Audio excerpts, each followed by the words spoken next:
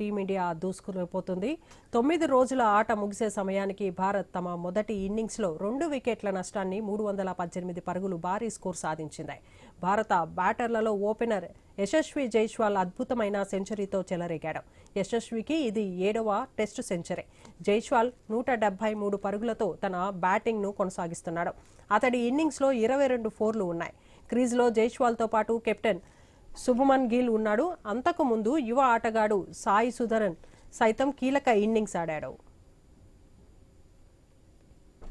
165 బంతుల్లో 12 ఫోర్లు సమయంతో 87 పరుగులు చేసిన సుదర్శన్ త్రుటిలో తన తొలి టెస్ట్ సెంచరీ అవకాశాన్ని కోల్పోయాడు. స్పిన్నర్స్ వారికన్ బౌలింగ్లో వికెట్ల ముందు సుదర్శన్ దొరికిపోయాడు. వీరిద్దరితో పాటు ఓపెనర్ కేఎల్ రాహుల్ రాణించాడు. అయితే రాహుల్ తనకు లభించిన ఆరంభాన్ని భారీ స్కోర్గా మలచడంతో విఫలమయ్యాడు. తొలి ఇన్నింగ్లో జైస్వాల్, సాయి సుదర్శన్ 2 వికెట్లకు 193 పరుగుల భారీ భాగస్వామ్యాన్ని నెలకొల్పాడు.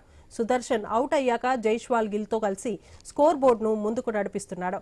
విండీస్ బౌలర్లలో వారికన్ ఒక్కడే 2 వికెట్లు సాధించాడు. మిగతా బౌలర్లంతా తేలిపోయారు.